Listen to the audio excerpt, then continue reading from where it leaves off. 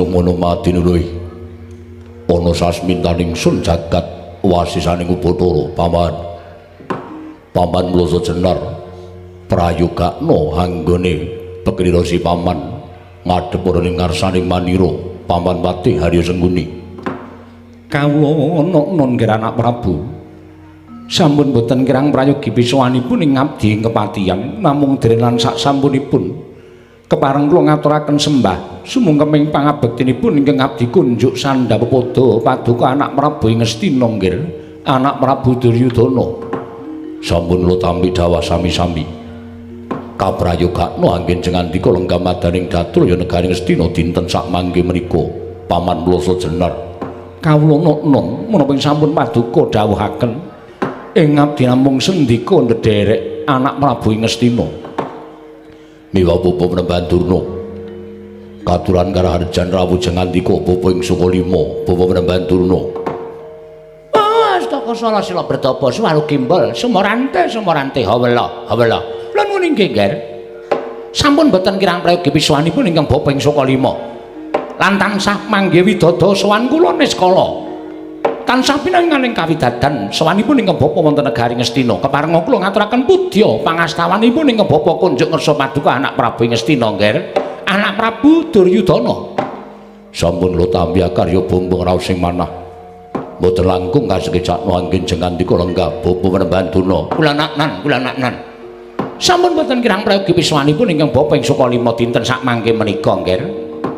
Apa dene sira Kartomarma prayogakno ngrena ngadhep ngarsaning Sun Dimas Kartomarma. Lho niki diweji sesembahan kula. Mboten kirang prayogi anggen kula ngapiantura ngersa paduka Gusti kula ingkang sinuwun. Namung kepareng kula ngaturaken sembah sumungkeming pangabektinipun ingkang rayi kunjuk Sandhapada Paduka Kanjeng Koko Prabu sembahan kula. Ndak tampa siadiatur bekti lawan pun Kakang. Ora liwat pangestunipun pun Kakang tampanana lan weratakna mring kadanging sun kang padha gandung sebo. Menapa ing paduka dawuhaken badhe kula pundi nggo jimat Koko Prabu sembahan kula. Koko Prabu Baladewa sarawuh jengandika Kanjeng Koko Prabu sesembahan kula. Keparenga ingkang rai ngaturaken pasegan panakrami kunjuk Sandhapada Paduka Koko Prabu Mandura. Koko Prabu Baladewa sembahan kula. Jagat Dewa Bathara ya jagat pangestu Ngara Pathik Indra Jala Dewaku. Yayi. Akarya bombong raos sing manahipun ing Ngraka ing Mandura. Dupi kula tampi timbalanipun kadang kula Yayi Prabu ing Ngastina. Sampun kula tampi asung pambaginipun Paduka Yayi Prabu. Kosok wangsulipun keparing ing Ngraka ngaturaken pudya pangastawanipun ing Ngraka kunjuk ngersa Paduka Yayi Prabu Ngastina. Kula tampi akarya bombong raos sing manah amawahana kabagyaning gesang kula. Koko Prabu mboten langkung kasengkecakno anggen jengandika lenggah. Yayi, sampun boten kirang prayogi piswanipun ingkang Ngraka ing Mandura. Wonten negari Ngastina titikel nggan sak mangke namung ngandadosaken gawok raos sing manahipun ing Ngraka ing Mandura. Sumengka sawanipun ingkang Ngraka mengajab enggalo prapting negari Ngastina namung nuhoni dhateng Nawala ingkang sampun paduka paringaken dhateng Ngraka ing Mandura. Yayi, dinten samangke Ngraka sampun kepareng sowan wonten negari Ngastina. Ujuping manahipun ing Ngraka namung cemadhong dawuh timbalanipun Paduka Yayi Prabu wonten wigatos menapa? Dene Paduka amboyongi dhateng sowanipun ing Ngraka ing Mandura. Kepareng amedharone dhateng Ngraka ing Mandura kula dya ngangklungaken jangga nilingaken karna mastuti dawuh timbalanipun Yayi Prabu ing Ngastina. Yayi Prabu Duryudana. Hanjrah ingkang sewu-sewu kalapatanipun ingkang ngrayi tadah wadana. Dene dinten samangke kula wantun amboyongi dhateng rawuh jengandika Kanjeng Koko Prabu. Koko Prabu lumereking wanci dinten gumanti sasi saya nyaketi dumapaing perang ageng Bratayuda jaya pinangun ingkang sayekti mboten saged dipun selaki. Jernyatanipun Pandhawa sampun utusan duta marambah kaping 3. Ewadene pangraos kula wel menawi kamukten negari Ngastina menika kedah kula paringaken dhateng para Pandhawa. Sampun dados tekadipun Duryudana. Bilih tumapaing Bratayuda menika mangke badhe katandha sinten ingkang badhe ngukup negari Ngastina. Mila dinten samangke kula ngrawakaken paduka Kanjeng Koko Prabu Mandura. Pengajaping manahipun ingkang rayi namung badhe nyuwun supados wonten pangandikan saking paduka Kanjeng Koko Prabu. Benjang menawi Bratayuda dados benjang menawi Bratayuda menika lumampah paduka Koko Prabu Mandura kepareng hangrencangi Kurawa menapa dene angrangkul dhateng para Pandhawa. Kula nyuwun keterangan ingkang gumathuk Koko Prabu Baladewa wila jagat dewa Bathara jagat pangestunggal. Lho nyuwun pangapunten Yayi, mboten kanyono-nyono menawi sawanipun ing Raka Mandura nampi dawuh ing kados mekaten.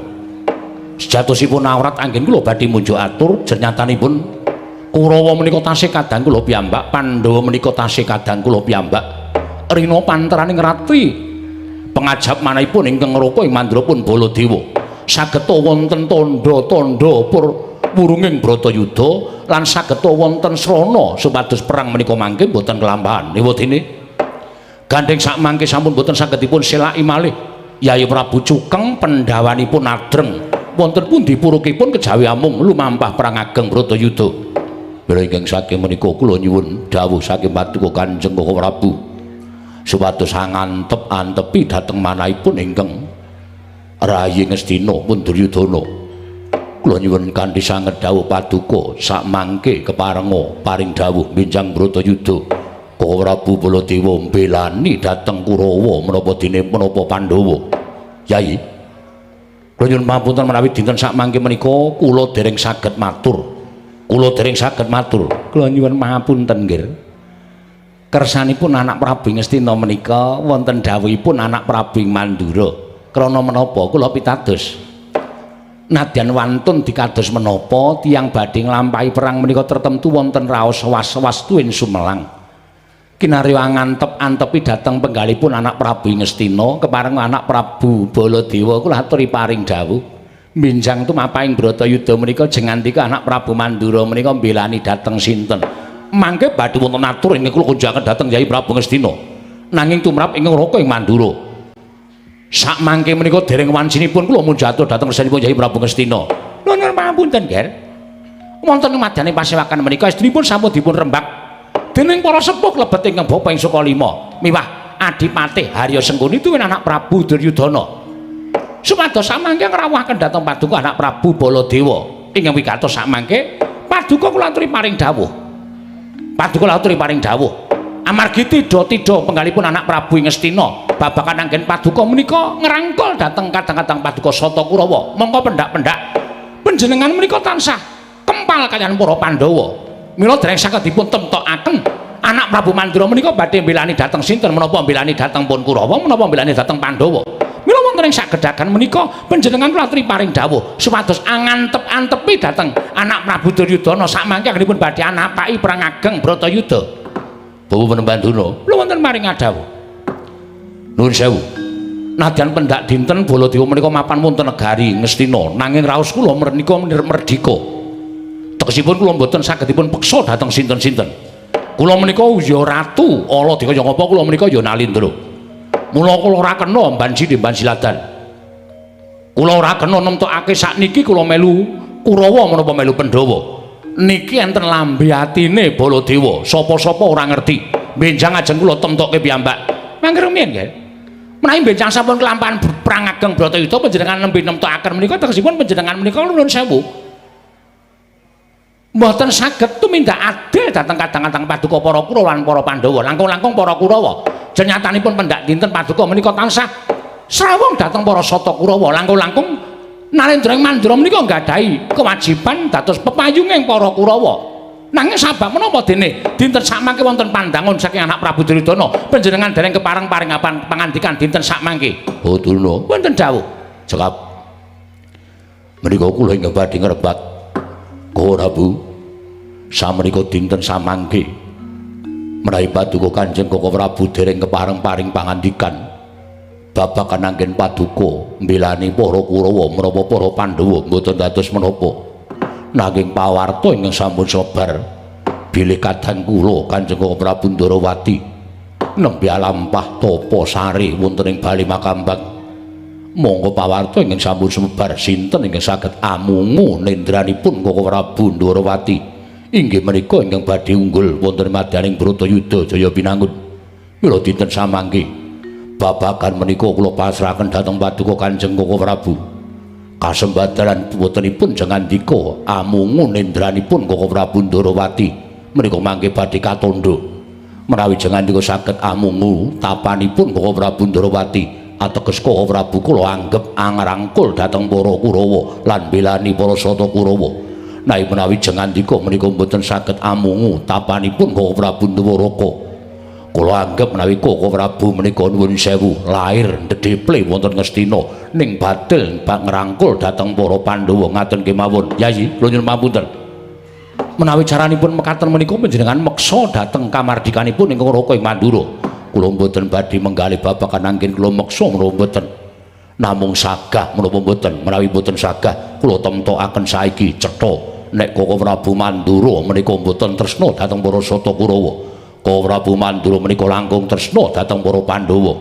Nanging menawi jangandika sagah amungu nendranipun Koko Prabu Ndorowati, kula anggep yen Koko Prabu Mandura menika sanget-sanget anggenipun ngrangkul dhateng para Kurawa. Koko Prabu dalah jagat Dewa Bathara jagat Pangestu Ngara. Nadan semunipun kula dipun pepetaken dhateng kawontenan nggih menawi kesanipun Yai Prabu kados mekaten kula mboten badhe selak.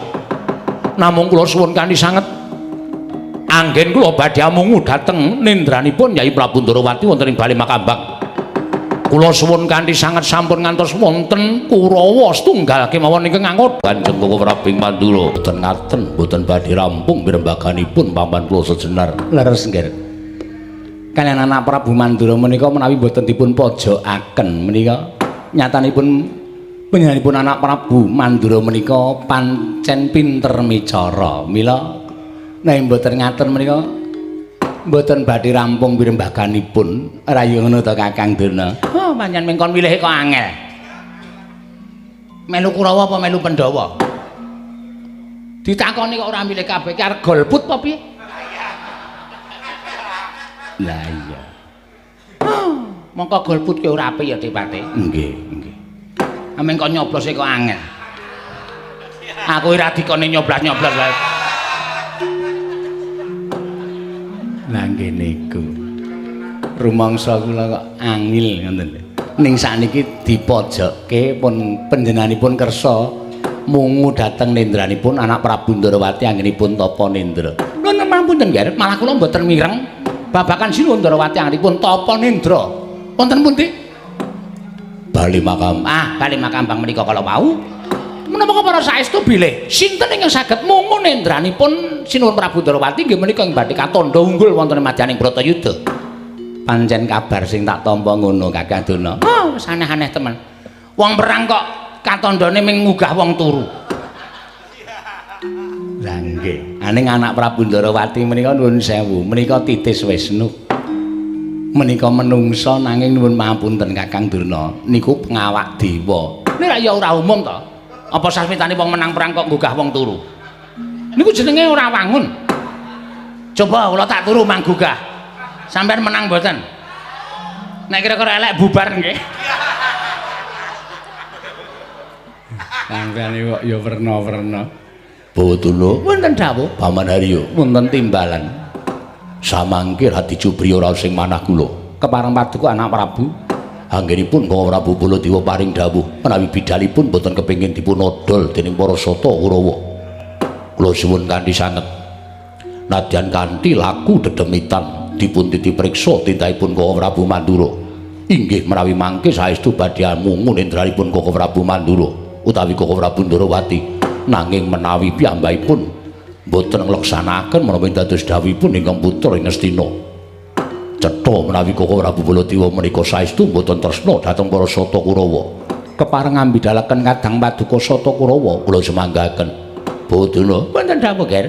sampeyan sampun ngantos kantun ditipriksa kawontenanipun Koko Prabu Mandura. Oh inggih ngestaken dawuh. Mangke badhe wonten atur babakan kawontenan ingkang dumados wonten ing Bale Makambak. Menapa anak Prabu Mandura saestu badhe amungu dhateng nendranipun anak Prabu Ndorowati, menapa namung api-api piyambakipun menika sagah nanging jatosipun boten mungu dhateng nendranipun anak Prabu Ndorowati. Mriku langkung prayogi.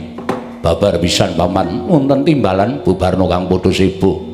Jeneng ingsun asa kundur ngedatun kula non ngestaken dawuh nyuwun pamit madal pasilan. Kaya wis ora ana dawuh maneh paman kula sejenar. Purna gatining paranggilan. Sanutasa kundur ngedatun jeluk saking dampar cara kinampit gambaran gading kadhiraken sangganing peromban jeti manggung ketanggung Joko Palororo ing sami ngampil upacaraning keprabon. Kawis tinggal saking Mandura tindak nyosri Naranata. Lamun katinon saking Mandura kaya tansah sesanti kamulyane.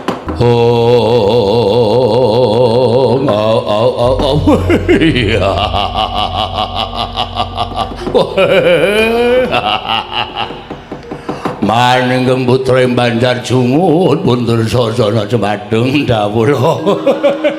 Ripun kabare? Sampeyan ngawi sangganing para sata kula wonten ing pagelaran Jawi Negari Ngastina. Ingkang putra pundur sasana nyadung dawuh. Werta-werti. Manseng kunar metu nglatar numpak dukar kula Dursasana nungsung kabar. Manseng kuni werti medal Jawi numpak Pitmini kula Dursasana nungsung pawarti lho. Werta-werti man. Kang putra pundur sasana ngaturaken Herminakata. Herminakata iki tegese apa? Nun, Herminakata iki tegese apa? Her menika toya mina ulam kata galak. Sak galak-galake ulam kesrambaing toya tesih galak atur kula man. Nyadong dawuh man ampun klecam-klecem mendel mawon. Pamanadyan putra pun Kartomarma. Kula cemadung dawuh kula ngaturaken sarpa mandalika. Sarpa mandalika, sarpa menika ula manda mandilika upas. Sak mandi-mandi upasing teksaka tesih mandi atur kula marnadyan kula pun surtayu cemadung dawuh. Kula ngaturaken Gandharwa mangsa jalma. Gandharwa menika buta mangsa menika mangan jalma menika menungsa. Sak galak-galake buta mangan menungsa tesih galak atur kula. Saiman. Kula Citraksi man, kula ngaturaken Tirta Candaka. Tirta Candaka. Tirta niku banyu Caca Maria. Candaka niku kodhok. Kados Paman Harya Sengkuni kaya kodhok. Jengkulmu melacat karo makne cilik kok sembarana. Lah Pak. Jajal ke putra bedil megati sematan ugi kula cemadung dawuh Pak. Ada apa? Paman Sengkuni mengumpulkan segala para sata Kurawa. Kepala ke putra cemadung dawuh Paman Alya pun kendel mawon Paman. Dirsasana kula. Kowe ngerti ora pirembugan dina iki mau ngrembug apa? Ora ditebih nggen kula sowan. Mila mboten cetha anggen kula nampi panggenipun Koko Prabu Ngastina kepareng paman nambah barana ingkang putra ing Banjar Jungut pundur sasana lho. Pirembugan dina iki mau mung kepengin ngerti panjenenganing anak Prabu Baladewa ingkang katuran rawuh nang Praja Ngastina. Merga kowe ngerti to, Nggih? Bratayuda iki wis arep wiwit. Duta pengawakaning Pandhawa kaping 3 kabeh gagar wigar, mula wis katandha Bratayuda bakal dadi. Mula anak Prabu Ngastina nglumpukke para nalendra-nalendra ingkang padha sarujuk lan kepengin bantu marang anak Prabu Ngastina, klebu anak Prabu Baladewa. Nggih. Lah terus pengendalipun Koko Prabu pripun? Pancen anak Prabu Mandura kadangmu sepuh kae pancen wong angel. Angel tetep tuturane. Mula nganti dirembug ngiwa nengen ngalor ngidul ngetan ngulon ora kersa panjenengane paring dawuh. Lah iki jebul ana bab ingkang bisa gawe jalaran anak Prabu Mandura iki engko katandha bakal mbela karo sapa? Jalaran apa, Pak? Anak Prabu Ndarawati dina samengko iki Tapanendra. Tapanendra? Iya. Tapanendra niku napa? Tapa turu. Lho, tapa kok turu niku pripun? Lho, nyatane pancen kaya ngono. Apa kowe ora ngerti critane biyen ana satriya panglebur gangsa kang aran Raden Kumbakarna kuwi pendak dina nglakoni tapa turu mongko le turu ora mung dinan-dinan nanging tekan sasen-sasen.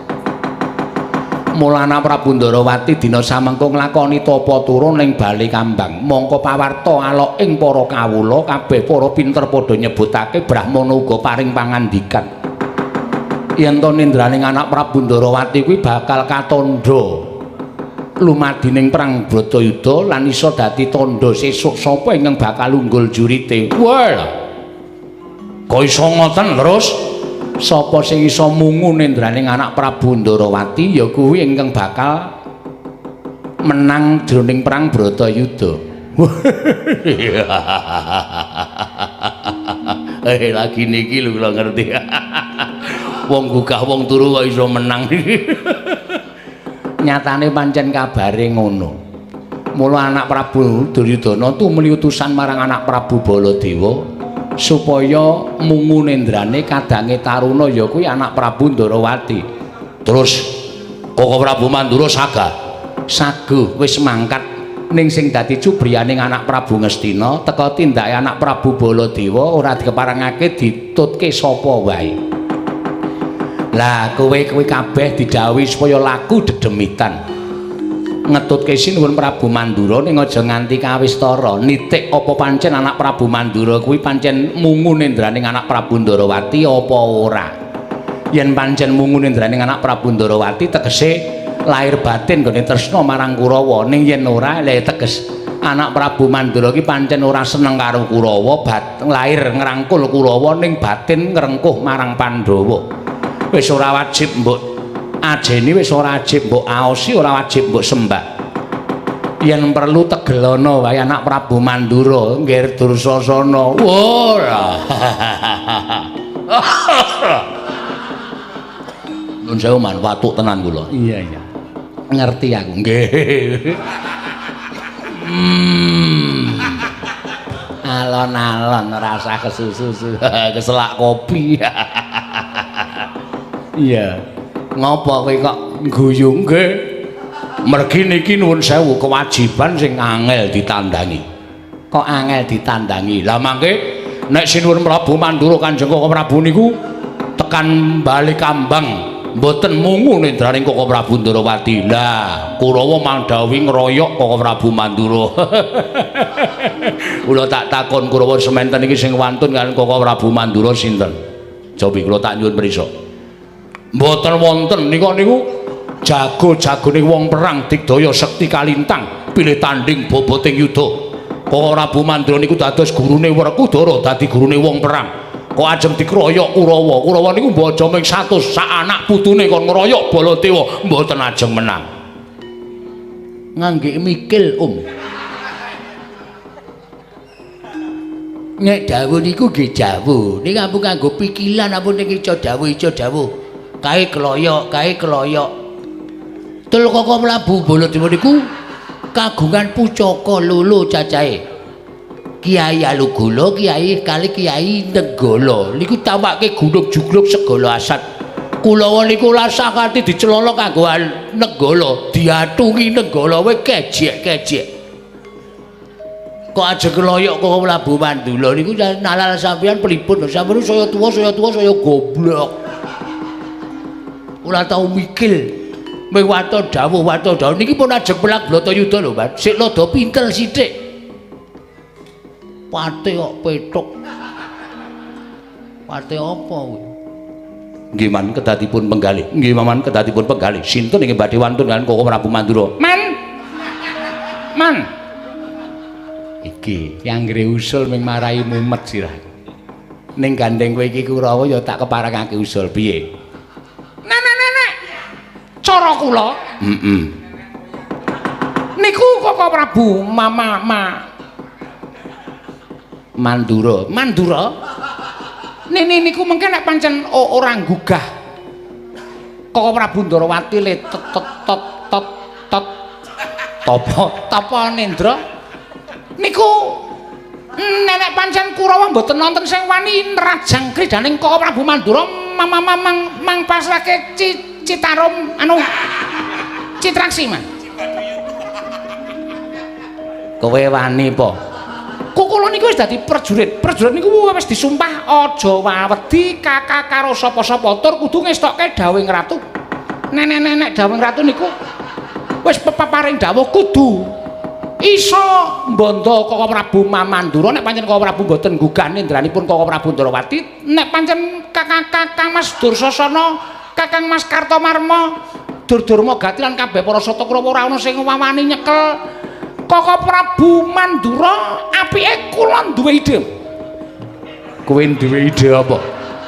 Koko Prabu Mandura kan nyekel polisi.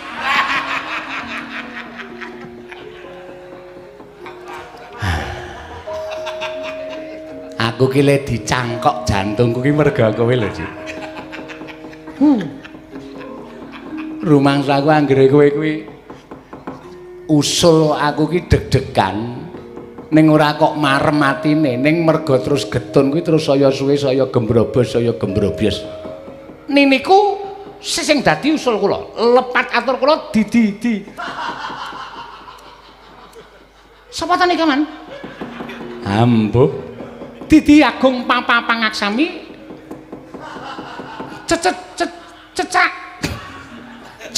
cekap semanten ayo atur kula ning wonten lepat nyuwun Papa panu kadas kurap gatak jam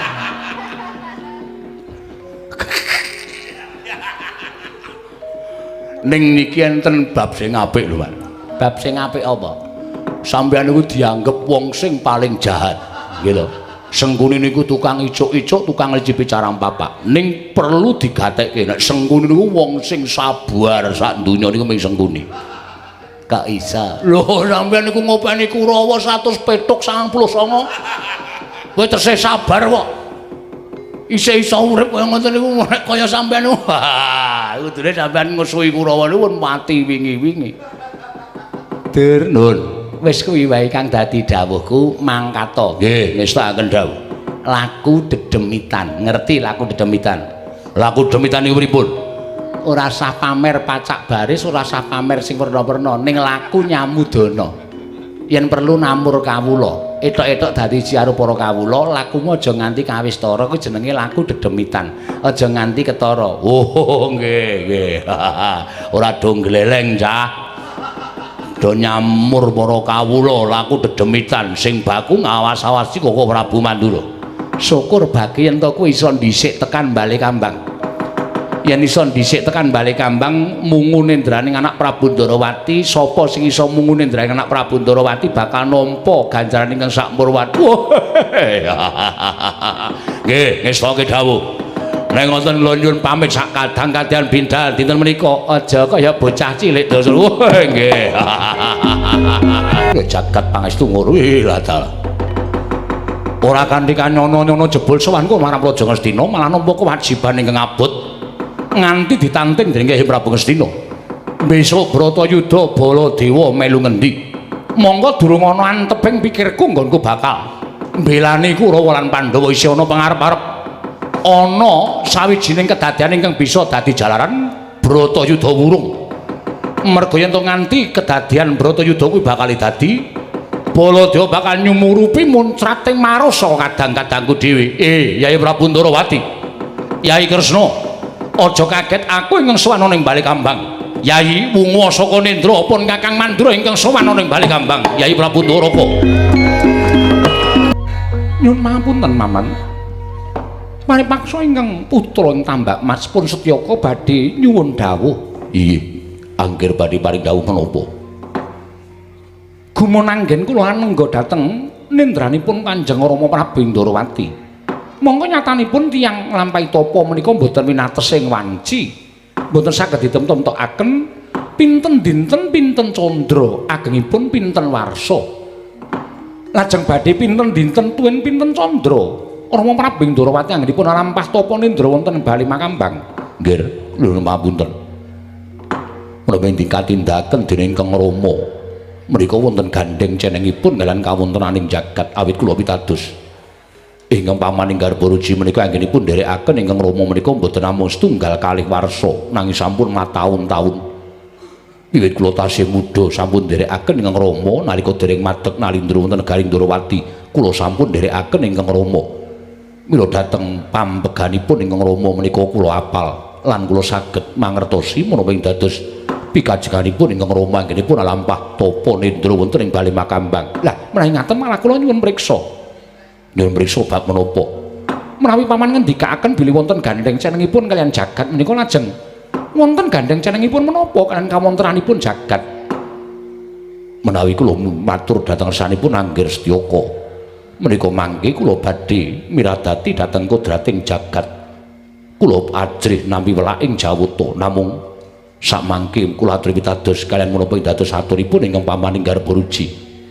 Bilih anggenipun ingkang Rama lampah tapa menika sampun ngantos ngandika Anggir Setyaka mendha ing penggalih saha kendha manahipun Anggir Setyaka anggenipun nengga ingkang Rama. Kula suwun nadyan taunana windanana tetep jengandika Anggir Setyaka kedah setya bekti anengga dhateng tapanipun ingkang Rama. Inggih kula ingkang dados seksinipun mboten namung Yai Mas Tiyaki ingkang pamaning garba ruji nadyan kewa ing Widara Kandhang. Menika ugi sampun mataun-taun anggenipun nderekaken ingkang Rama. Mila sampun ngantos ngandika Anggir Setyaka menika kekathan anggenipun nyuwun priksa mangke mindha boten prayogi kedadosanipun ingkang setya bekti dhateng tiyang sepuh. Menapa ing dados gegayuhanipun tiyang sepuh panjenenganipun Anggir Setyaka menika namung tansah ndederek dhateng pangendinganipun ingkang Rama ing Ndrawati menika Sinuhun Prabu Sri Bathara Kresna nggih Anggir Setyaka. Paman wonten dawuh ingkang sekawit ketingal sepo sepi sepen lah kok njawi radi geger menika wonten menapa? Lenggah sekeca kula tuwenane nggih. Oh, wah. Tak kira yen ora ana sing nunggu jebul ditunggu karo Setyaki. Dasar para nyata iki ora pangling Surtayu. Ya. Barisan Kurawa nyaketi bali kambang papan anggone Koko Prabu Ndrawati bak nglakoni tapa nendra ana ing bali kambang. Wigatine apa? Setyaki ana parat. Umbyake akeh padha nyebutake sarta padha rasanan. Sapa ingkang bisa mungu nendraning Koko Prabu Ndrawati kono bakal katandha perang bakal menang jroning Bratayuda. Mula Kurawa neter ketrimaning urip yen pancen Kurawa bisa amungu nendraning Koko Prabu Ndrawati cetha yen to Pandhawa bakal tumpes kelor tanpa sisa. Wondene Kurawa bakal menang. Aku nampa pitungkasing Koko Prabu Ndrawati lan Setyaki diweling aja kok jamak lumrahing titah sewantah dikeparengake nyedak kelawan tapaning Koko Prabu Ndrawati nadyan kutu Walangatoga ora kena nyaket kelawan kasutapaning Koko Prabu Ndrawati. Mula aja nganti kowe netangi kamurkaning Setyaki hayo bali yo. Ora gelem bali aja takon dosa Setyaki bakal mbalekke karo kowe. Lho. Ora pisan ora pindho, ora kena dijak rembugan sing apik-apik. Mesti angajab panca bakal merga Kurawa ingkang watak angkara budi candala mestine bakal gawe kapitunaning Koko Prabu Ndrawati. Aja waton bisa ngucap keparat nduk wenehi dalan apa ora? Yen tak wenehi dalan slamet uripmu tekan momong anak putu. Yen ora tak wenehi dalan mati dina iki digatheng sirahe dening para sata Kurawa. Mula jajalan Setyaki mati dening aku bangga tak ayoni. Mati. Oh.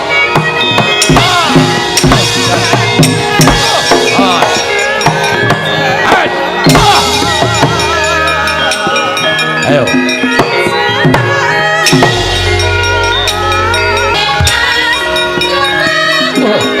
Mati. Wah.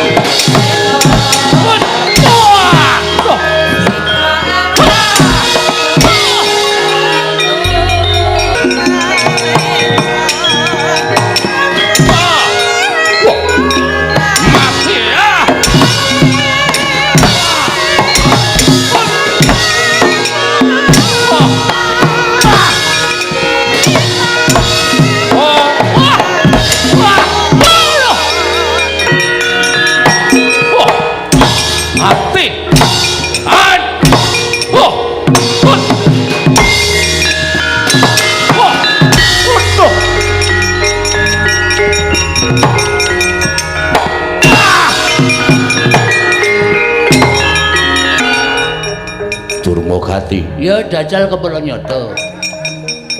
Arep ngopo? Gugah Koko Prabu. Aku wis nggawa jam wekel.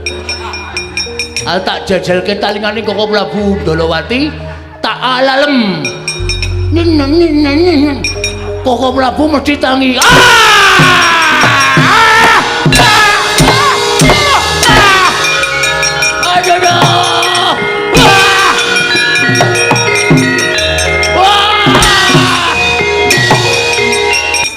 Wah.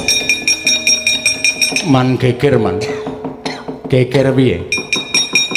Kurawa bubar maut bali kambang ditenggo kali Setyaki kali Udawa kali Setyaka. Kurawa konangan lakune kalian Setyaki diajar kabeh. Saniki bubar maut mboten kanten-kantenan kula semanggaken. Setyaki ngamuk tenan.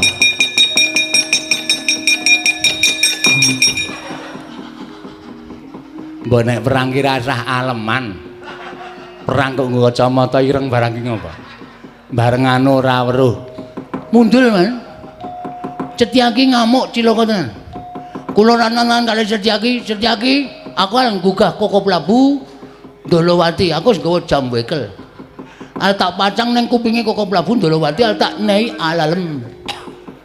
Alalem ki apa? Niku lho sing muni ning niku cong gugah wong tulu. Terus deleng lampung lek kula omong Setyaki jotos lae kula bles. Candak lambut kula diantem bles. Guajul lae kula diantem mledul kontal man. Mundul. Demi amannya mundul. Aku tak takon karo kowe. Kowe sing ngerti kelakuane Kurawa to? Nggih. Kowe ngerti ora? Mau tak weling apa? Laku dedemitan. Laku dedemitan ki aja nganti kawistara. Ning watake Kurawa ki pancen sombong, aleman, gampang dialem karo wong. Mula terus gleleng-gleleng sing ngakon disiki ning bali kambang sapa? Kak, aku ming dawuh kon ngetutke anak Prabu Mandura. Lah nggih niku. Lah ya kuwi mergane apa? Niku calahe Kulawa. Kulawa Cultayu man. Cultayu ngalep dhewe gleling-gleling nyedaki napa pintu gerbang bali kambang Setyaki mak jedul telatap. Cultayu polo, padahal Cultayu nggawa tumbak. Tumbak disendal kali Setyaki nggawa godhol, kepluk nggo jilat. Dies. Wah, kula seneng banget. Lho. Kowe kok seneng Surtayu iki kakangmu duh. Kakang kula, ning cengit kok kula. Lah seneng kok dadi kepluk Setyaki, gletak Kaltomalmo maju. Ajal Setyaki nomor 3. Tunggul ametung. Tunggul ametung dengkulmu mlocot. Harya Durmagati. Alah Kurawa li arep menang ki karo sapa? Karo Setyaki kalah, karo anak-anak Pandhawa kalah, karo Petruk we kalah. Njur sing dialap apane ora coba. Nek nyandange kaya do apik-apik. Saya nek muni suguhane enak walah. Rebut ducung ora karu-karuan. Ning nek kon temandang blas ora ana. Lah wong lagi cengkling muni kok wis salah pindho. Sampeyan muni piye sampeyan? Sampeyan muni apa sampeyan? Nek pancen sampeyan ora seneng kali Kulawa kena ngapa sampeyan ket biyen ngomong kalau Cata Kulawa. Tekan saiki kok betah. Mikir man. Lombongan dhewe dielek-elek. Nek kono diapik-apik sampeyan niku nun sewu. Mangan blonjone sinuwun Koko Prabu anu Duryudana. Padha karo sampeyan niku kudu tresno karo Kulawa. Anak jajal sampeyan niku mung dawuh. Coba kula tak nonton, cengkune niku nek gelut kaya ngopo kula tak ndelok. Nek mung dadi wong ngakon wae ting tlecek man. Nek mung dadi wong kono kae dipateni, kono kae diajal, kono kae pelang, ngono wae iso. Mung paitan cangkem wae. Wong niku iso wae nglakoni, sing nglakoni niku bonyok-bonyok lolo diampet dunekke cak penake dhewe. Nggih, Mbah? Heeh. Wong kok senengane mung ngomong tok iki, Heeh. Karang wong nglakoni iki angel e. Niku dilungokke. Ora mung ngakon-akon kok mbok sampean tak tonton saniki kula dadi sampean tenguk teng mriki sampean maju kaya ngapa? saicane nglakoni. Dewate, Pripun? nek kula pikir-pikir kok bener omongane Durmagati.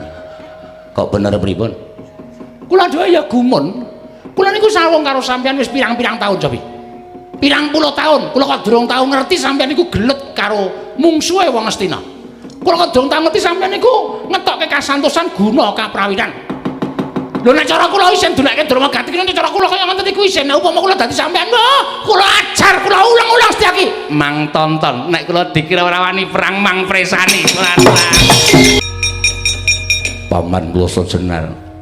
Heeh. Mrene arep ngopo? Lho kok ora basa? Mungsuh kok basa. Arep jotosan kok basa iku ora dadi. Iya. Ning aku tekan kene ora arep jotosan kok sen. Lah arep ngopo? Aku yang njaluk tulung. Njaluk tulung ngopo? Aku iki mau dunek-unekke karo Durna karo Durmagati. Monggo aku ki patih. Patih ki wong nomor 2 nang Ngastina kok ming dicangkem-cangkemke, digoblok-goblokke. Dianggep aku ki ming ngudu swara ora wani tumandang karya apa ora lara atiku. Terus Mbah aku njaluk tulung lara atiku ki walesna. carane piye? Aku tulung bopongen uncalna ning aku njaluk tulung pasna sirahe Durna. Tak gejlike. Rumangsaku gak kaya pendhita kok malah ngububi karo anak-anake. Ora mbelani karo aku kok malah ngububi karo anak-anake. Ngono. Kowe sengit to karo Durna? Iya. Kowe benci to karo Durna? Iya. Ah, iki uga ana srana nggonku bakal gawe mareming atimu. Ning kudu tok paskil. Asna sirahe Durna tak njlokane sak kayange ben. Rumangsaku kok karo aku kok kaya satru mungging cangklakan kaya ora iso rukun. Yen ngono mapano. Tak uncalke, tak penerke Begawan Durna. Matur nuwun ya, Nggih. Iya, paman Sengkuni. Apa rumah sama aku ora iso balas karo Rati. Arep pendhita nek suarane elek hukum karma iki lumaku. Ada.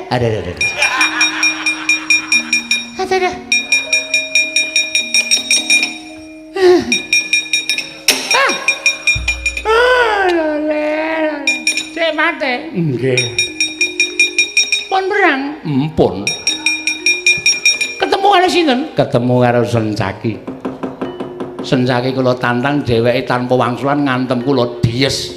Dheweke ajeng ngantem tak saut tangane kula antem tangan kiwa diek kena nggon dada. Sencaki ngletak mboten. Candak sirah kula diantem lejil kula ngletak candak duncalke. Nuwun sewu, kula wis batin tiba ning Padasuri kok tiba kok mak kleduk penak. Muji syukur. Ngersani Gusti. Dene sampeyan dawah wonten cengel kula. Napa nggih? Nggih, estu. Ning mboten napa-napa gandeng sampeyan niku kanca kula nek tiba nang Padasuri sampeyan mesti remuk. Nggih. Padha karo kula nyametke kalih sampeyan. Nggih. Ning kula lara ati karo Setyaki. Mergane perang karo Sengkuni kok njata Sengkuni tibane iso pas kula. Ah, niki padha karo Sencaki ndem-deman kula. Mang semiki debate. Kula ajare Setyaki regane. Kok kaya ora penak to atiku. Aku ngerti pakarti ning Begawan Durna ya. Sajake tipuku ketahuan. Yes, anggringku kon nguncalke Setyaki tiba ning sirahku kapak gegere dies sembuh tadi. Iya. Aku ngerti nek kowe iki sengit karo aku Setyaki. Iya. Mendak-mendak nang ndi papan, kowe mesti ngajar karo aku, kowe mesti miloro karo aku.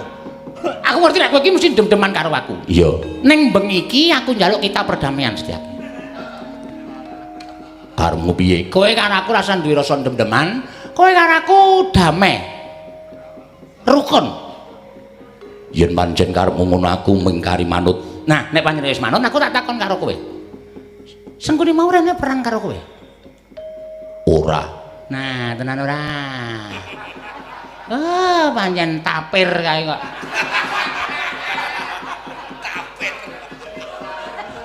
Tapir ki apa? Tapir ki kewan kaya gajah ning traline cilik. Ning mak entet ngono. Iya. Nek ngono tenan ora perang karo kowe? Ora. Yakin? Yakin. Ora ngapusi arahku lho? Ora. Sengkuni malah ngomong karo aku. Amang piye? Amang piye? Raden Setyaki tulung. Aku njaluk tulung karo kowe walesna lara atiku. Lho, dhek lara ati karo sapa? Karo Begawan Durna. Lho, karo aku? Iya. Jalarane apa? Jalarane mergo sampeyan belani Kurawa nyalahke Patih Sengkuni. Tulung aku uncalno penerno sirahe Begawan Durna. Oh, pancen kranjingan tenan. Menungso ora tatanan kanca 20 taun kok kaya ngono pakartine ora. Dadi pancen iki niate Patih Sengkuni iki pancen njaluk dijunjung terus dikon nibake ning cengalku. Iya. Nah, Setyaki, aku njaluk tulung karo kowe gandeng ade saiki wis rukun. Aku nyuwun tulung karo kowe, aku tulung umbulna. Pas ke kalen. Ora. Pasno sirahe Patih Sengkuni. Wong gawe kudu nganggo. Wong sing wis nandur ala kudu ngundhuh ala. Iya, yen ngono aku manut. Nah, ning aja salah lho. Ora. Paske Patih Sengkuni aja diplaske ngejlik. Iya. Larang kok diplaske ngejlik. Ora. Mergo kowe sengit karo aku ning saiki ade wis rukun wis damai, tulung aku turut ana karepku ya. Iya. Sik tak ganti sandal. Kena ngopo dadak ganti sandal? Ganti sandal sing regane 5.000, pakune entek 12.000. Iki kena sirah mesti ajur kumur-kumur. Iki wis tak ganti. Lili. Iya. Wis aku uncalno. Mapano tak uncalke.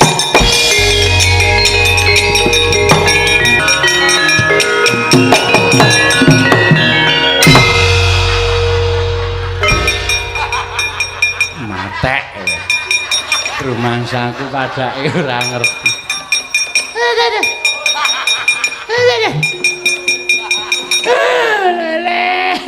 Lole pripun? Lho sampean kok mboten apa-apa? Lah kula ngerti nek sampean ajeng bales kalih kula nggawa kampak ketul. Kula kok ora iso sikil sik kaya sampean nggih, Pak. Lah pripun to? Kula mumbul niku kula krasa sirah kula kaya abot nika lho. Terus nak gentayang. Sirahe nang ngisor. Kok abot sirahe nggih, Pak? Mboten ngerti kok. Sampeyan iki wau iso sikil-sikil kula sirahe sik. Ha saben wong niku dhewe-dhewe kok ya. Kula wis tap-tapan kok sirahku kok dadi nang ngisor kepiye iki? Clorot wis pancen Setyaki apa digawe karo Setyaki mboten ngertos. Pripun Dek Pate Kurawa ora iso mungu ning gane anak Prabu Ndarawati. Wangsul mawon napa ndelik teng kiwa tengening bali kambang niki mawon. Noh, menika langkung prayogi. Lho, Paman Sengkuni Bapadra teng mriku napa iki? Bathara. Wonten dawuh nggih. Paman Sengkuni wonten dawuh. Pundha teka bali kambang niku sampean digawe napa? Kok pundha tekan bali kambang niku sampean digawe napa kula tak takon karo sampean? Nggih. Ya istanipun namung. Menapa menika? Dipun dawuhi dening Anak Prabu Duryudana supados mangke menika kula ngodol tindakipun Anak Prabu Baladewa supados sangenipun mungu menika saestu menapa mboten. Lah tegese Yai Prabu Duryudana menika wis ora percaya karo Baladewa. Tegese Yai Prabu Duryudana menika ora percaya karo Baladewa. Kena apa rembuke Ratu Mandura kok dipaido? Ndak tak kok orang wong grang-grang kaya sampean nututi karo Baladewa iki pamrih apa?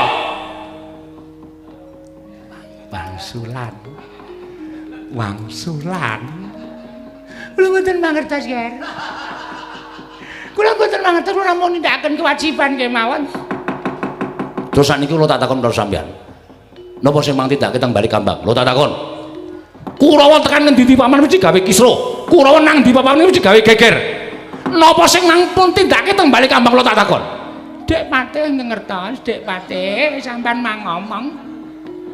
Kurawa sampun nyobi mungu nindranipun Anak Prabu Ndarawati ning boten kelampah mergi dumados ing peperangan kaliyan Setyaki. Lah, tegese wis gawe geger. Tegese wis gawe kisra. Kula ora ismene karo sampeyan to. Percaya karo omongane Baladewa, ora usah dadak melu-melu perkara iki. Ora usah dadak nututi Baladewa, ora usah dadak nyatake kesaguhaning Baladewa. Wangsul. Nun. Wangsul. Nun. Ora nanun-nanun. Wangsul mangke kula dipuntukane Anak Prabu Duryudana menawi kula mangke mboten pikantuk damel nggih. Kula nyuwun pangapunten. Nek didangu sing ngakon Baladewa. Pun bali. Nggih. Pun bali. Nggih. Mang bali sakniki. Kula tak mungu nendang Nyai Prabu Ndrawati ora usah ditunggoni Kurawa. Ora usah ditunggoni sapa-sapa. Mang bali. Gelem bali ora? Ora gelem bali glandangi niku. Ganti-ganti.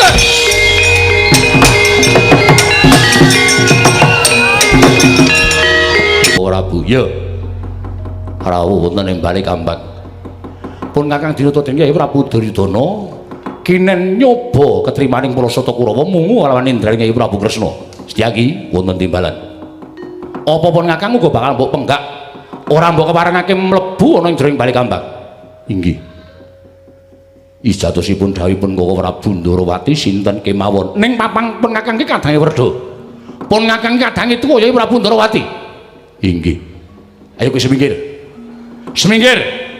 Wah ana dalan pun Kakang tak ketemu karo Kyai Prabu Kresna nedeng tapa brata tak cobane pun Kakang mungu nendang Kyai Prabu Ndrawati semingkir.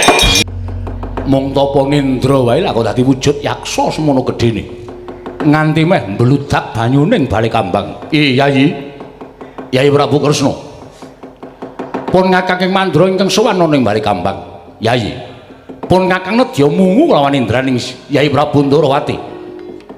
Yen pancen Siadi ora kepengin diwungu dening sapa wae nanging elinga lamun pun Kakang kuwi kadangmu werda. Pun Kakang kadangmu tuwa. Apa kirane Kyai Prabu Ndrawati ora kersa wungu yen pun Kakang ingkang wungu Indraning Kyai Prabu Kresna. Kresna. Kaya jeneng tangi marang kamurmaning Baladewa. Siadi ngerti yen pun Kakang kuwi darbe watak getapan. Siadi ngerti yen pun Kakang kuwi darbe watak gampang nesu, gampang murup atining pun Kakang. Mula aja nganti netangi marang kamurkaning Baladewa. Siadi wungu. Kresna. Siadi wungu. Kyai Prabu Ndrawati. Wah, dalah iblis sanad.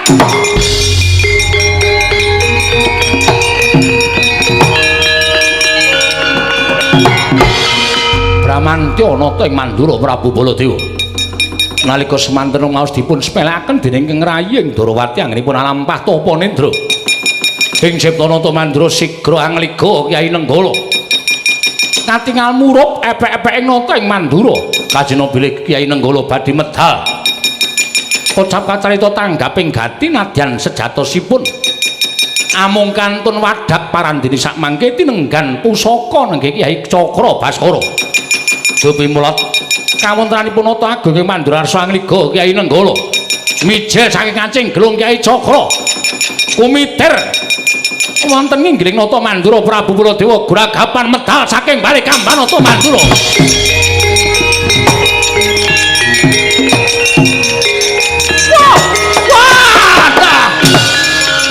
Ku arepe dhewe.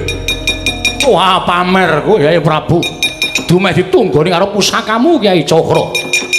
Nganti mrengengen nang kuping mekake kendangan talingan. Suarane Cakra nggone kumiter ning sak dhuwure Kyai Prabu nggone tapa nendra. Ya. Ora mung tekan semen nggone pun Kakang Budidaya mungu nendra Kyai Prabu Ndrawati. Sedelongas pun Kakang bakal bali marang bali Kambang. Yen nganti Yati ora gelem mungu aja kelakon terus aku mentolo karo Kyai Kresna. Ndara. Wit wau kula nyuwun priksa kok mboten dipun paringi priksa. Sampeyan ajeng tindak pundi, Ndara? Nggih, Den. Kepareng Ndara ajeng tindak pundi? Monggo kula dherekaken. Kepareng Ndara ajeng tindak pundi? Monggo kula dherekaken. Monggo kula dherekaken kepareng Ndara ajeng tindak pundi? Mesti ra ora rukun to. Diwolak-walik ngono. Kakang Semar. Nggih, kula. Mundi dawuh timbalaning Kanjeng Koko Prabu Darmakusuma. Lamun aku didhawuhi supaya sowan maring bali Kambang, ya bali Makambang. Wegatosipun ngerti ya Kakang, lamun Koko Prabu Ndrawati dina samengko nedeng nglakoni tapa nendra ana ing bali Makambang. Mula umbyaing pawarta ingkang sumebar warata saindenging jagat sapa ingkang keduga lan bisa amungu nendraning Koko Prabu ya kuwi ingkang bakal bisa katandha jroning Bratayuda bakal ungguling yuda. Mula kang sangka kuwi Kakang dina samengko Arjuna dya sowan marang bali Makambang Budidayamu lawan indraning Koko Prabu Ndrawati wondene Koko Prabu Punta Kakang Mas Jodipati apa dene yayi kembar samengko bakal sumusul kelawan lakuku nggonku sowan ngersaning Koko Prabu Ndrawati Kakang Semar. Yen sampeyan kendel wonten ing wana mriki Awindara digelak tindake kula dherekaken monggo Gus dipun gelak tindakipun monggo den kula dherekaken monggo Ndara sampeyan kula dherekaken tindakipun bidal wonten ing Bale Dahar. Pait iki ora Bale Bale Makambang anak mojo ning Kengkeri Kakang Nayantaka Kakang Semar kula kananing Koko Prabu Gena laku tapa nindra kaya mengkene Kakang. Wah mboten wujud sinuwun Ndarawati nanging teka wujud yaksa ingkang semanten agengipun. Monggo Ndara gandeng sampeyan pun dugi wonten ing Bale Makambang. Monggo laturi budidaya amungu nendranipun ingkang raka ing Ndarawati gonjang ganjing langit. Sewu sawu kalapatanipun ingkang rayi tadah wadana Koko Prabu dinten samangke kula ingkang sowan wonten ing Bale Makambang pengajap amung dhateng nendranipun Maduka Kanjeng Koko Prabu sesembanku. Koko Prabu monggo kula aturi midhangetaken aturipun ingkang rayi ing Maduka. Koko Prabu Pandhawa mboten saged menapa-menapa menawi mboten adipun ampingi dhateng Paduka Kanjeng Koko Prabu Ndarawati. Koko Prabu mangke riyen den apa sampeyan paring pangandikan ngrepa dhateng ingkang raka nuwun sewu ginakaken netra batin permana jati sampun ngantos mawi netra lair lire piye Kakang. Ingkang raka mboten saged midhangetaken aturipun Ndara Janaka. Sebabe apa? Niki ngibarate kurungan. Niki peksine pun mboten wonten kantun kurungan tok. Manuke mabur nanti ya ambu. Semar iki nek omong ora cetha. Cah saiki radong sasmita kandange kelangan manuk muti madodoyak-oyak. Tegesipun niki ming kantun raga. Sukmane ora ana Ndara. Sekaring bawuna langgeng Kakang Narada, Kakang Resi Kanika Putra. Perkencong warudaya Pak Pongbuk Bala Kalijodhe sapa sing gawe? Inggih pun Hapidi. Marmanipun dinten sakmangke Kakang Narada ulun caketaken kaliyan sangganing para Jawata. Mugi andadosna ing kawuningan Kakang angengeti bilih badhe tumapak ing kodrating jagat ing winastan Baratayuda Jaya binangun. Mila para Jawata kedah anyerat pepakem ingkang kedah lumampah wonten ing madyaning Baratayuda. Lah inggih. Jumbuh lan ngandika Paduka ingkang sampun kula midhangetaken pinten-pinten dinten ing sampun kepengker bilih saya nyeketi tumapak ing perang ageng Baratayuda mila para Jawata kedah anggadhahi pepakem ing kedah linampan wonten ing madyaning Baratayuda. Mekaten Kakang. Wondene pepakem menika kula wau badhe kula serat wonten ing Werda ingkang namipun Werda Citapsara ingkang sakmangke sampun dipun cawisaken dening pun Bathara Penyarian. Inggih Dik. Lajeng samangke daya-daya kemawon Adi Guru ingkang kedah paring dawuh. Kados pundi tumapak ing perang Baratayuda sakmangke Senopati kapacak wonten ing madyaning Baratayuda tumunten Adi Guru kula aturi paring pangandikan penyarian yen wonten maring dawuh pukulun. Wektu dina samengko kita ing kudu gatekake kelawan apa kang dadi sabda ulun lan kita tulis ana ing jroning Weda Citapsara. Non ngestaken dawuh sedaya sampun samapta ing gati sawiga ing diri. Mula ora usah dadak walang ati. Mula diagi kita ndak keparengake maju nggon kita ngabiyantara ana ing ngarsaning Kakang Resi Kanika Putra. Nunamit pasang Kalimantabit nepakno ing londone Dumawahing Lawang Tuwang pukulun. Samangke monggo latri paring dawuh saha ingkang putra pun penyarian sampun samapta nedya nyerat wonten ing pepakem Weda Citapsara.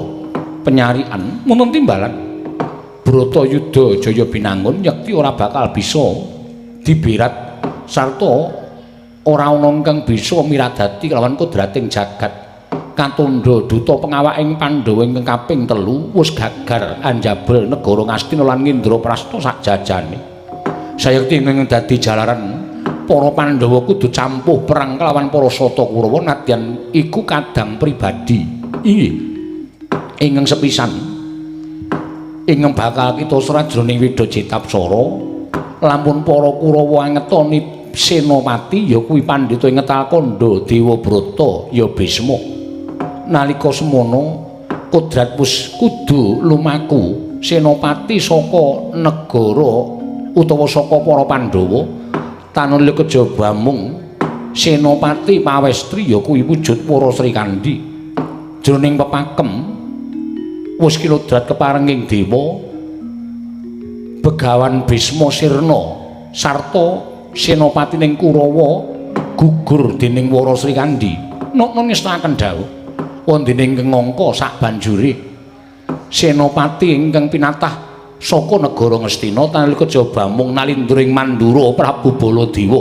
Wondene Senopati saka Pandhawa tanalika jaba mung satring jangkar bumi ya kuwi Atmajaning Siwerkudara Raden Antarja penyarian sarating pandam sumula amadangi jroning pasarean ngenangi wadana katon remu-remu kalingan ngangrengeng sang tiak manaheng kocap kacarita dupi sang Hyang Penyarian arsa nyerat Senopati saking negaring Ngastina nata Mandura Prabu Baladewa kedadak wonten lanceng seta ingkang kumitir kekalangan angideri sacaketing sang Hyang Penyarian nalika semanten saya wani abure lanceng seta satemahan nyampluk mangsi ambleber wonten madyaning Weda Citapsara angi cali serataning nata Mandura Prabu Baladewa kaget kadrakasan sang Hyang Bathara Guru wau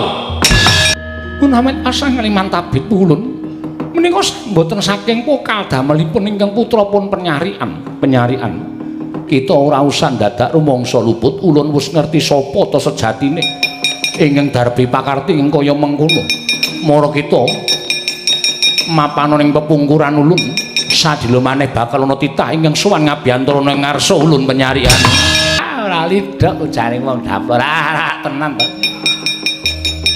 la apa tumane ngatasé ya kuwi beribraning jagat wujuding lanceng seta lah kok dadi ngene kuat munggah ning kayangan nek tanpa sesingloning wong kang darbi kekuatan sak dhuwuring titah swantah ora bakal kelakon Narayana inggih kula pulun sukma wicara apa ta darunane dene jeneng kita darbi pakarti kaya mengkono pulun mugi dados ning ngawuningan ingkang badhe kasrat wonten madyaning Weda Citapsara inggih menika nalindring Mandura mengsah anak kula pun Antarja samangke saenipun boten sisah dipun serat wonten ing telenging Citapsara lirik kepiye Kresna jalaran kodrat wis ora bisa diwiradati nata Mandura tanana ingkang bisa nandhi kejaba mung satria ing jangkar bumi si Antarja lamun kita darbi panyuwuning kaya mengkono apa kira-kira kita bisa murba kelawan nata Mandura apa dene satria ing jangkar bumi si Antarja menawi menika dawuh paduka Hyang Adipulun kula sendika namung kemawon kula wonten pitumbasipun pitukane apa menawi paduka pulun pasrah dhateng ingkang wayah pun Narayana inggih pun sukma wicara supados sakmangke kula murba dhateng kawonanipun Kaka Prabu Mandura miwah Antarja anak kula menawi kepareng Citapsara kula suwun kinaya pepakem pathokanipun ingkang wayah pun Narayana anggenipun kula minangka dados pujangganing Bratayuda pukulun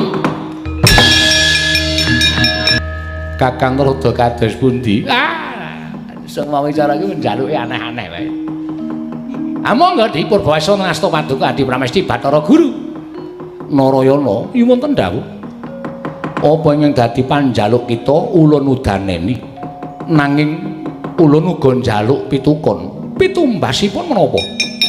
Gandeng jroning Bratayuda wis ora ana ing bisa bali urip meneh. Aja kongsi kita tumindak ingkang ora prayoga Sekar Wijaya Kesuma ulun suwun monggo kula aturi nampi Hyang Adipulun Weda Citapsara wis kita tampa. Nanging kita mboyaken mblenjani lawan janji kita. Lamun kita ingkang wenang murba masisa lawan Nata Mandura apa dene Si Antarja non ngestaken dawuh. Kanthi kaya mengkono ulun paring dawuh lamun kaya wis rampung kasutapan kita nggon kita laku tapa nindra. Jumbuh kalawan apa ingkang kita suwun lan jumbuh kalawan apa kang dadi gayuhan kita. Bali marang Bali Kambang Kresna ing kono bakal katandha sapa ingkang bakal ungguling Bratayuda. Kula nyuwun pamit sing ati-ati aja kaya bocah cilik Narayana. Kang Sukma Wicara. Kula ngupadian panjenengan. Bot-bote nggonipun Kakang duwe rasa tresna kelawan kadang-kadang para Pandhawa nganti tak lewangi ketayalan. Ngupaya Weda Citapsara pepakem Bratayuda. Ing pangajab bisa gawe srana ungguling Bratayuda para Pandhawa. Menapa sampun pikantuk damel Kakang Sukma Wicara. Pangestumu pamujimu wis entuk gawe Sukma langgeng monggo kula dherekaken kundur wonten ing Bali Makambang. Pun Kakang ora nedya kundur saiki menawi boten purun kula peksa. Lho, kok ngono?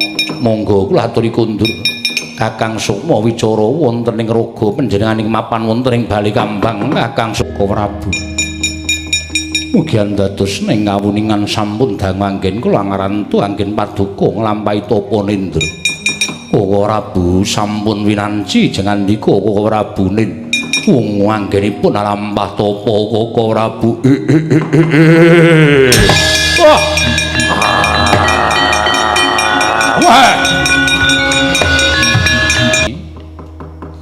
Sewu-sewu alamatanipun ingkang Raka Tadah Wadana.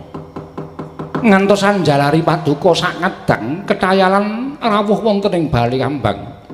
Koko Prabu Pandhawa mboten badhe saged lumampah. Pandhawa mboten badhe saged kumrimbyah astanipun menawi mboten saking maduka Kanjeng Koko Prabu. Mila sak mangke Koko Prabu kula suwun sampun ngantos tebih-tebih kaliyan para Pandhawa. Kedah tansah angampingi dhateng Pandhawa Koko Prabu. Wah, clitheng kakangku. Aja nganti kowe lunga saka para Pandhawa. Iki wis nyaketi tumapaking perang gedhe. Syukur dene Jlamprong wis bisa mungu nendraning Mbak clitheng kakangku. Wah, padhang trawangan pikire para Pandhawa. Yayi, Werkudara, Arjuna, jumbuh kelawan ingkang wis sumebar warata sapa ingkang bisa mungu nendraning pun Kakang Yai Janaka ya kuwi ingkang bakal ndak dombane ana ing perang gedhe Bratayuda. Mundura wonten menapa ana rembug ingkang bakal ndak rembug kelawan si Werkudara. Koko Prabu aturi paring dawuh kok sik to mengko gampang. Nggih. Dara, Nggih. nggone pun Kakang nglakoni tapa nindra iki sejatine mung gedhening rasa tresnaning pun Kakang lawan para Pandhawa. Gandeng pun Kakang wis bisa mangerteni ento perang Bratayuda ora bakal bisa diselaki tetep kudu lumaku. Wah, iya. Tumulipun Kakang nglakoni tapa nindra. Iya. Apa ta wigatine pun Kakang pun kepengin ngerti pepakem jroning Bratayuda ingkang wis diserat dening para Jawata. Lan ngerti ya? Weda Citapsara wis ana ing tanganing pun Kakang. Pun Kakang ing mangerteni lumakuning kodrat lumampaking Bratayuda. Senopati sapa ingkang bakal maju lan mungsuhe sapa mengko pun Kakang wis ngerti. Wah, syukur yen to kaya mengkono. Werkudara, Nggih. Mora coba saiki aku tak takon karo kowe. Kowe arep takon apa? Jroning pun Kakang sowan marang Sang Hyang Pramesti Bathara Guru nalika semana pancen pun Kakang tumindak ingkang ora sak mestine. Pun Kakang membo lanceng seta tumuli nyampluk mangsi ingkang kinarya nyerat Sang Hyang Penyarian ana ing jroning Citapsara. Apa to sababe dene pun Kakang kudu tumindak kaya mengkono merga yen to nganti seratan kuwi mau serat ana ing Citapsara sayekti Bratayuda ora bakal bisa rampung gedhe-gedhene Pandhawa kalah. Sebabe apa? Sebabe Siadi bakal tak paringi priksa. Sebabe merga senopati negara Ngastina ya kuwi Koko Prabu Baladewa. Lah Senopati saka Pandhawa ya kuwi anakmu si Antarja. Tumulil seratan kuwi mau kudu ilang merga ketumplakan mangsi ingkang tak sampluk nalika pun Kakang mujud lanceng seta. Iya. Dara pun Kakang entuk pangapura ning Sang Hyang Manikmaya nanging pun Kakang sinampiran kewajiban ingkang ora enteng. Kewajiban apa? Kewajiban pun Kakang kudu murba kelawan Koko Prabu Mandura lan si Antarja anakmu. Mongko dawuhing Sang Hyang Jatimurti. Yen nganti iki mengko aku ora kelakoni, tegese pun Kakang nyidra ing janji lan para Jawata. Pandhawa bakal tumpes jroning Bratayuda. Ora usah mbok kalang-kalang. Tegese piye? Apa ingkang kudu mbok tindakake? Antarja kudu dadi tabuk tawur kamenanganing para Pandhawa, tegese Antarja kudu mati Werkudara. Wah, ning aku bareng kowe paring pangandikan sing kaya ngono. Antarja kuwi anakku. Kena ngopo? Kudu mati sadurunge Bratayuda. Bola bali Antarja matur karo aku yen pengen dadi senopati. Pengen labuh karo wong tuane. Nanging kena ngopo garising pesthi Antarja kudu kaya ngono. Werkudara, kosek to. Sabar. Ya bener. Kowe tak kandhani ya jroning Bratayuda mengko kuwi kowe ora mung nemoni patine anakmu, ning bakal nemoni patine wong pirang-pirang. Ingkang sak temene kabeh mau nabet ana ing rasamu tegese wong-wong sing tresnani mengko bakal gugur ana ing Bratayuda. Kena ngopo kudu Antarja? Werkudara. Siji pesthi, loro jodho, telu tibaning wahyu, kuwi diasta dening panguwasaning Dat kang murweng dat. Menungsa mung sak derma nglakoni. Digadang-gadang kaya ngapa? Sing jeneng anak kuwi saka tembung ana. Ana merga sing gawe urip, dene kowe mung dititipi momong karo sing gawe jagat. Yen sing gawe jagat wis njaluk bali, kowe bisa bangga apa aku tak takon? Kelingan ora? Patine Stija Buma Narakasura, patine Samba, anak-anakku sing tak gadang-gadang kudu tekaning pati mergo aku weruh kelawan kodrat ing kudu lumaku kelawan si Setija apa dene Samba. Ning apa pun Kakang tau getuni? Apa pun Kakang tau gelo karo sing jeneng kodrat? Ora. Mergo aku mesti nampa karo kahanane. Aku nampa karo kahanan, aku nampa karo apa sing digareke sing gawe urip. Yen kowe ora nampa karo sing digawe sing gawe urip, apa kowe iki ngungkuli panguwasamu karo sing gawe jagat? Ora caturan. Oh, Prabu. Dados pundi lelampahan menika? Yayi, kula ngertos kodeng manahipun pun Werkudara. Kula ngertos kados menapa gempalipun manahipun Werkudara nanging menika mangke badhe wonten tetamba sarana lumerek ing wanci. Sarana lumerek ing wanci. Kula suwun kanthi sanget Arjuna, wonten paring adhawuh. Dandanana atine kadang tuwa, aja mengkon Kakang dhewe. Yen kabeh dimbrokke pun Kakang, sapa sing bakal ngewangi nam-menam perkara iki? Yayaji, kula nyuwun supados Yayaji keparenga angareh-areh dhateng manahipun Werkudara. Kula badhe ngleksanakaken dawuhing Jawata. Koko Prabu borong sailan botenipun lelampan menika dhateng paduka Kanjeng sembah. Abekti kula kunjuk wae. Iya nggih tak tampa. Pangestuning wakmu ing Ndarawati Tampanana, kula mundhi jimat paribeh ndayana ing kasantosan. Melang-melang dadamu celaprang brengosmu. Sira kula saka ngendi? Nderekaken dhateng punden Pandhawa. Rawuh wonten ing Bale Makambang amung dhateng kasutamanipun Wahing Dwaraka. Dadi sira wis nderekke punden Pandhawa wiwit saka negara Ngamarta kasinggihan mekaten. Awit pengajaping manah kula sampun ngantos kantun wonten ing peperangan Bratayuda kula kedah mbelani. Dhateng punden kula para Pandhawa bagus pancen pengajaping kabeh lancur-lancur Pandhawa klebu Gatotkaca Abimanyu lan sak piturute kabeh kepengin madeg minangka senopati ambelani marang para Pandhawa. Ateges anak ingkang bisa mikul dhuwur mendem jero karo wong tuane kasinggihan mekaten. Wonten menapa dene Prabu merpeki dhateng kula Antarja wonten timbalan. Mara coba pitakoning wakmu ing Ndarawati iki Wangsulana. Wonten pandangun menapa? Upama Bratayuda kuwi dadi sira kula duwe pengajap. Pandhawa menang apa kalah? Kenging menapa paduka ndhawahaken pandangun ing kados mekaten? Sampun satrepipun menawi kula menika nggadahi gegayuhan pepundhen kula para Pandhawa saged aningkes para sata Kurawa. Kurawa 100 cacahe dibelani para Nalindra Nerpati padha sarembug kalawan Yayi Prabu Duryudana.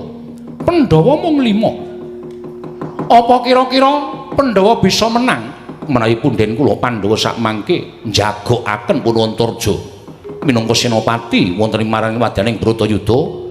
Kula sagah aningkes pestakanipun pundhen kula para sata Kurawa. Kosek to.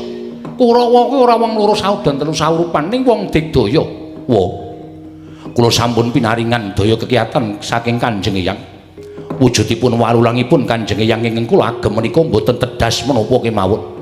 Saha kula menika nggadahi kekiyatan sinten tiyangipun boten sah abenajeng perang kaliyan Punantarja. Menawi telapakipun suku menika kula dilat tartemtu tiyang menika badhe jengkelang dados kuwanda. Wiladara. Apa kuwi nyata? Menawi dipun pitados kula aturi mbuktekaken kula sagah wong kuwi Wiladara.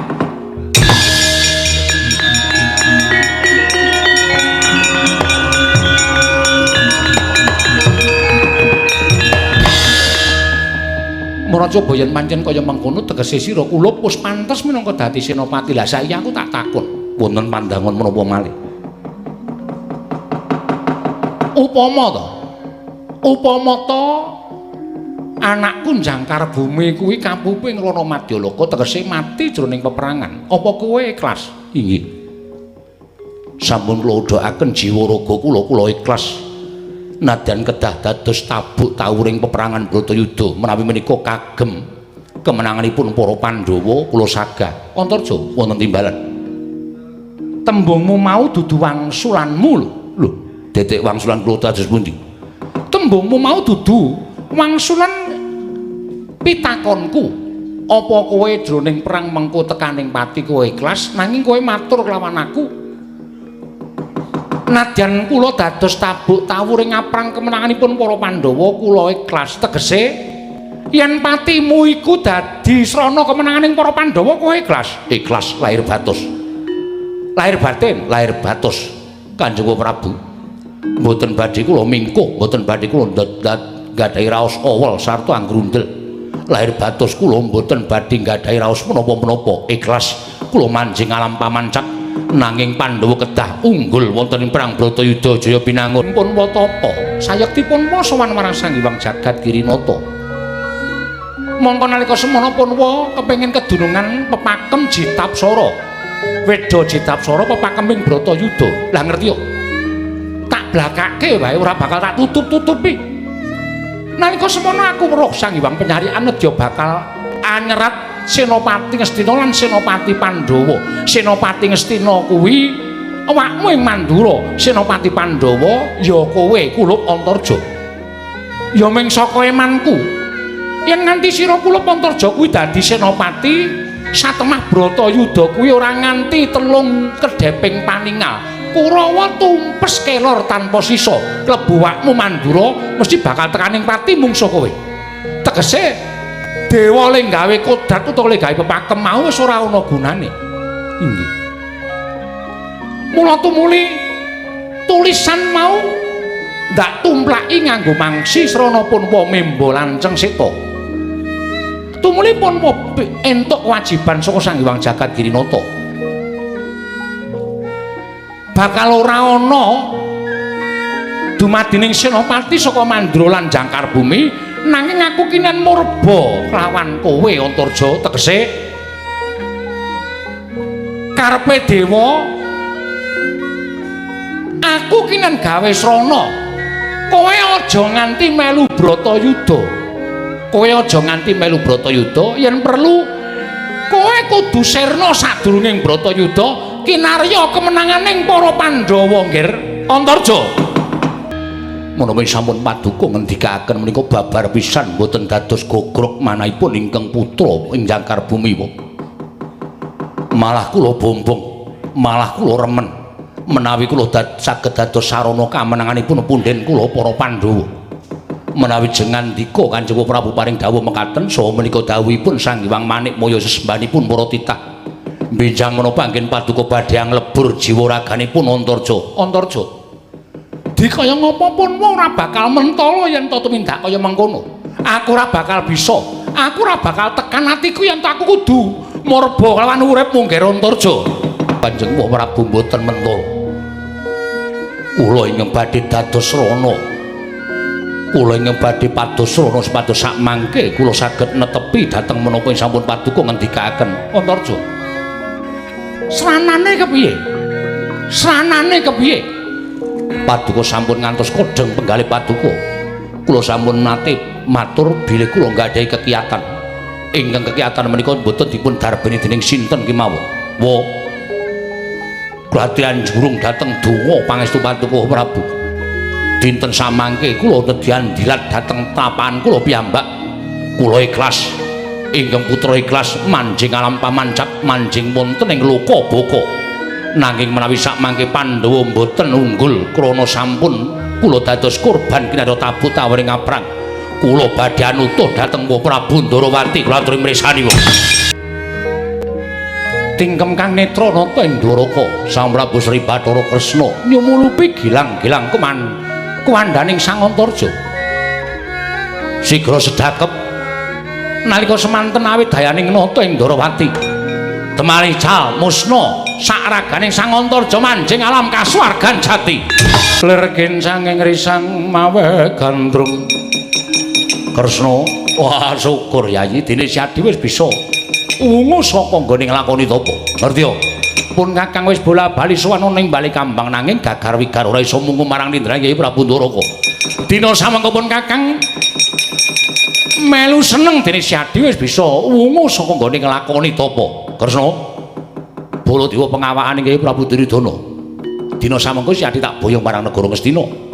Ayo manunggal kalian Kyai Prabu Duryudana andombani para Sata Kurawa nggone bakal anapak perang gedhe Bratayuda. Kok Prabu, kula nyuwun mapunten. Ingkang saged mungu dhateng nindranipun ingkang Raying Ndarawati menika para Pandhawa. Mila kula nyuwun mapunten menawi kula paripaksa mboten saged mestu padha dawuhipun paduka Kanjeng Koko Prabu. Lho. Gusti to, aku ki sapa? Paduka kadang kula Werda. Lah, gene kowe iki ngerti yen aku iki kadangmu. Aku kadangmu tuwa. Mesine kowe mbangun miturut marang dawuhing Kadang Werda. Aku iki gantine wong tuamu. Apa sare dawuhing Kadang Werda Siadi kudu mbangun miturut? Nuwun mapunten. Menawi sagedakan menika kula mboten saged ngestu poto dawuhipun Koko Prabu. Lho, Gusti, kowe wani karo pun Kakang? Mboten ateges wani, nanging kula langkung ngajrih kalian pidendaning dewa ingkang badhe kula tampi menawi kula wantus nerak pacak nerajang perbatang. Kresna, kowe aja netangi kamurkaning Baladewa. Kowe aja netangi kamurkaning Baladewa. Kowe tak bayone Astra gelem apa ora? Ora gelem aja nglakon dosa ruta paribuksa. Waduh.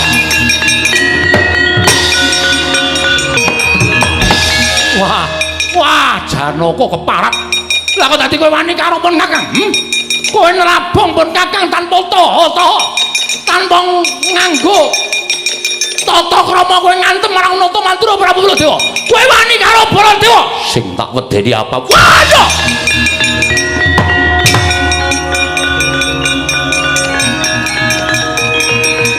Wah. Ah, mati weh. Ah. Waduh. Ah. Wah.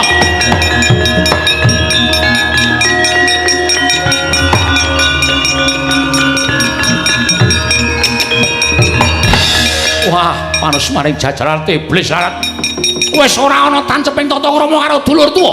Kowe wani karo Baladewa ya. Ditemtoke dina iki. Baladewa mbelani Kurawa. Ora sudi aku mbelani Pandhawa ya wani karo wong tuwa. Janaka, ora minggat clorong alugara jeblok ketemu parat kowe. Wah! Dipitukoni yen to kita wis gawe sengsara Bantala ing wujud dadi duwe rasa panas kaya mengkene. Seksenana jagat saisine. Lamun pati kita besok bakal kejepit bumi pitu. Aduh, Kresna mati aku tuh. Aduh. mati aku. Waduh mati aku.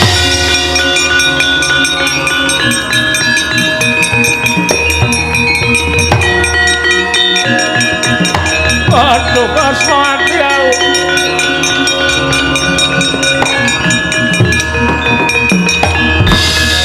Kresna mati aku Kresna. Aku tulungono. Aku tulungono Kresna. Iki aku dadi kaya ngene kahanane. Teka sengsara timen patiku besok Narayana aja meneng wae aku tulungono kaya aja klecam-klecem guyang-guyu. Aku tulungono. Mangke rumiyin to. Kok Prabu menika kenging menapa? Kresna mati aku. Nalika semono aku perang karo Janaka. Sajake Janaka mbelani karo kowe lan awel yen to kowe tak boyong marang negara Ngastina. Saka gempunging rasaku aku nglepasake Kyai Alugara. Alugara tumama ning Bantala ana geni murup ingkang metu pangandikane jarene dewaning Bantala nyepatani karo aku yen to aku sesuk matine jepit bumi sapitu. Kresna aku tulungono Kresna aja meneng wae Kresna.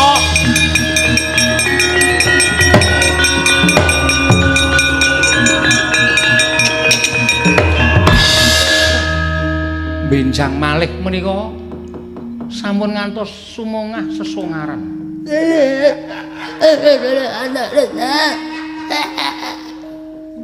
Petruk tak tapuhi sandal cangkemmu kowe. Arep ndi Kong? Arep metu. Rasah. Engko ndak wektune saya wengi. Aku arep ndagel, Truk. Sandagel Saudara. Tiang sumungah sesorangan menika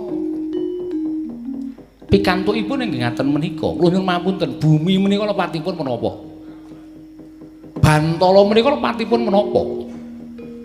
Menungsa menika anggenipun nyikara dhateng bumi menika sampun sak pikajeganipun piyambak. Ning apa tau bumi menika protes? Kok kowe nganggo protes barang kok? Tahu-tante bumi menika sambat. Mboten nate. Malah panjenengan ndhawaken Kyai Alugara ngantos Bantala umup.